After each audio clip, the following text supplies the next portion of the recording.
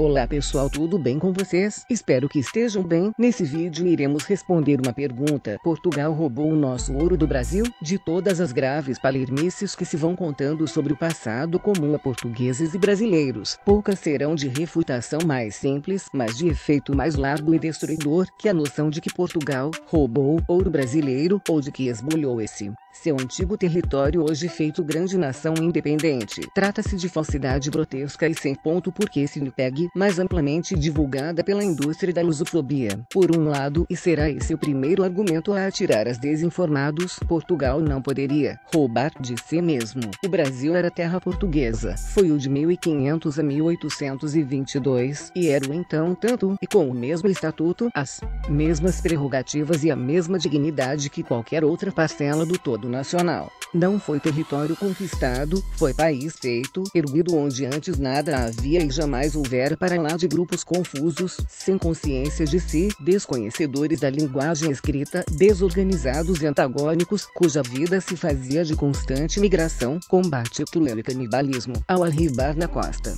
brasileira, pois Portugal apostou-se na sua descoberta para sul e norte, que se fez com as expedições de Gonçalo Coelho e Gaspar de Lemos. Percebido o Brasil como parte de continente maior, e não como ilha, Portugal instalou nele feitorias comerciais para a exportação de madeiras e demais produtos exóticos. A mais apreciada das madeiras ali extraídas, o pau-brasil, viria a rebatizar a nova terra. Seguiu-se, para espantar o interesse de competidores europeus, o assentamento militar, o povoamento e o aproveitamento em maior escala do território. Foi essa estratégia a inspirar a expedição de Martim Afonso de Souza, primeiro grande pioneiro brasileiro. Foi ela, também, a conduzir a instituição de um governador-geral do Estado de Brasil, cargo de que Tomé de Souza foi o primeiro ocupante. Mendes Sá, que lhe seguiu no governo do Estado do Brasil, expulsou definitivamente os franceses e lançou, com o amparo de Lisboa e da Igreja, bom alicerce do que viria a ser a atual nação brasileira. O que se seguiu foi a construção do Brasil.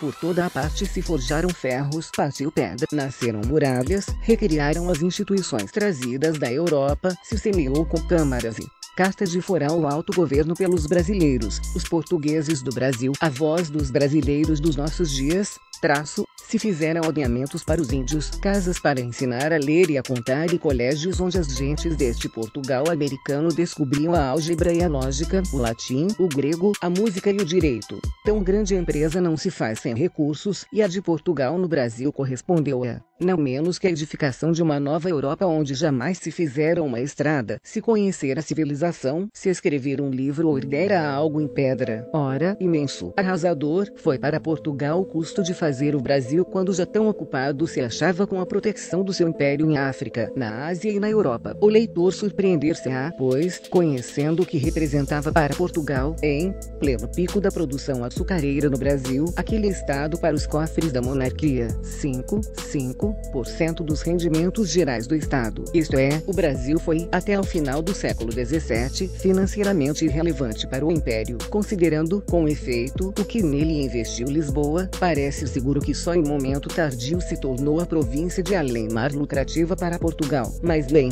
por isso se desinteressou o reino dela, nem por isso a abandonou ao jugo dos grandes capitalistas de Amsterdão quando estes a separaram da pátria-mãe, e nem por isso a abandonou à sua sorte. Lisboa percebeu sempre a relevância estratégica do Brasil e a importância da obra civilizadora que lá se realizava. E, se é verdade que a arriscada aposta que fez nestes primeiros 200 anos da existência brasileira se lhe faria lucrativa no século XVIII, é igualmente que Portugal não poderia ter antecipado a fabulosa riqueza mineral que acabaria por lá ser descoberta. Porém, desvendado o que representou para o orçamento português o Brasil nos primeiros 200 anos da sua existência, impõe-se um esclarecimento quanto ao tão falado, tão estudado, tão debatido ouro brasileiro. Se por volta de 1630 o Brasil era centro inquestionável da produção mundial de açúcar, estima-se que seria de produção brasileira brasileira 80% do produto chegado a Londres, e o Brasil representava nesse tempo 5% das receitas do Estado. É sabido que o Estado do Brasil ganhou rapidamente protagonismo econômico ao longo do século XVIII. Foi esse protagonismo econômico que acabou por ditar a sua autonomização política em 1815, com a elevação do Estado a reino, e a independência em 1822. A rápida ascensão econômica do Brasil ao longo das centúrias de 17 e 18 é inseparável da exploração aurífera, e a verificação dessa evidente correlação bastaria, por si só, para desmentir a tese de esbulho. Embora muito regulamentada pela coroa, a exploração do ouro e diamantes brasileiros era empreendimento essencialmente privado e cujos principais atores eram brasileiros, isto é, portugueses recém-chegados ou há muito residentes no Brasil. O Estado Central, pois, limitava-se a cobrar impostos sobre o ouro extraído no Brasil por portugueses do Brasil. Essa taxa, o quinto real, correspondia a 1/5, ou 20%, do ouro extraído, pertencendo legalmente o restante a quem o encontrasse. A lei, contudo, foi sendo mais ignorada que escrupulosamente cumprida, estimando o historiador britânico Anthony Disney que nem 1/3 do ouro brasileiro acabou submetido ao fisco. A fazer fé no cálculo minucioso, informado e geralmente aceite de Disney, teriam chegado aos cofres da monarquia uns parcos 7% do ouro brasileiro. No final do século XVIII, Lisboa tentaria combater a evasão fiscal reduzindo o imposto cobrado,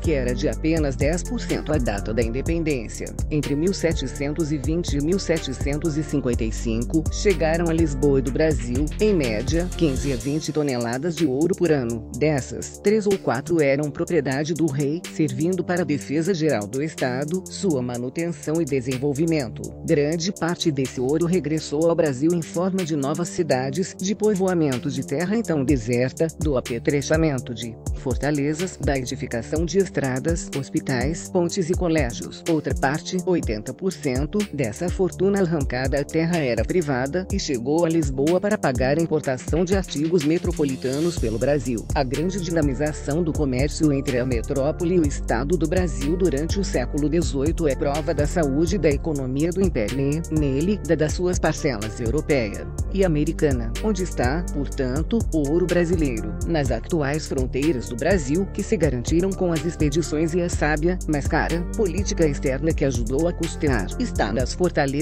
com que se defendeu o Brasil de predadores estrangeiros, em incontáveis edifícios de utilidade pública, em cidades, fábricas, fazendas e colégios. O ouro do Brasil serviu para fazer o país imenso que a monarquia portuguesa legou aos brasileiros.